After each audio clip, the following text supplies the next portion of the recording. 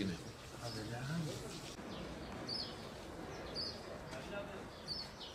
Gel abi gel. Ciddi söylüyorum. Senin gibi kibar bir abi.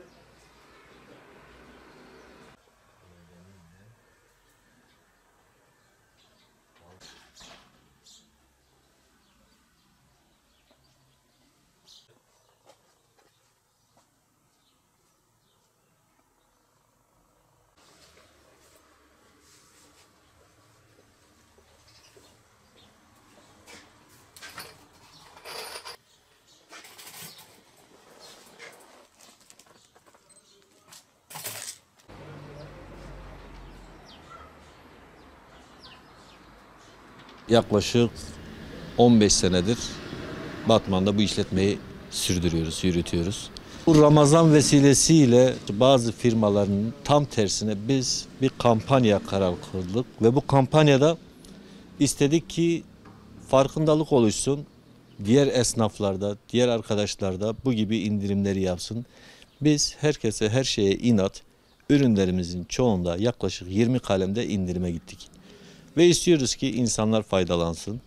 İnsanlar yapıyor. İnsanlar diyor ki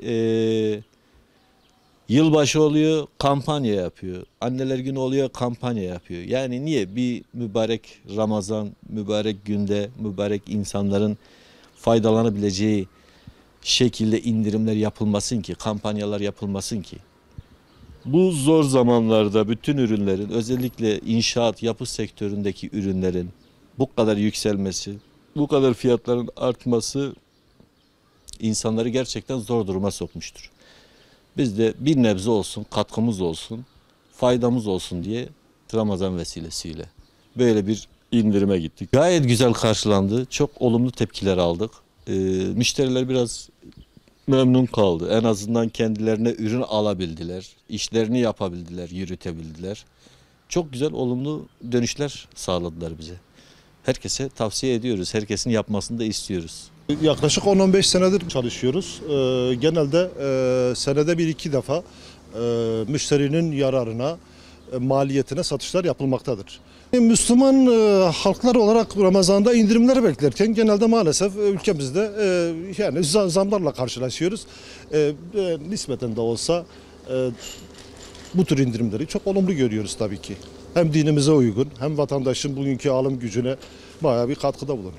Aynı şekilde tabii ki diğer esnaflara örnek olmasını diliyoruz. Örnek almalarını bekliyoruz. Sonuç itibariyle hepimizin gideceği yer belli. 2 günlük dünyada birbirimizi mutlu edelim. Bu Ramazan'da herkesin indirim yapmasını bekliyorum. Herkesin bunları örnek almalarını bekliyoruz.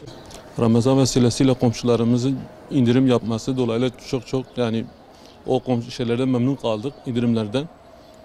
Herkesin yapmasını dileğiyle bütün esnaflardan bekliyoruz. Bu tür şeylerden herkesin örnek olması dileğiyle herkesten bekliyoruz. Ramazan ayı demek, kazançlı demek, bol demek, herkese yardımcı olmak yani istiyorlar. Çok güzel bir hareket yapmışlar.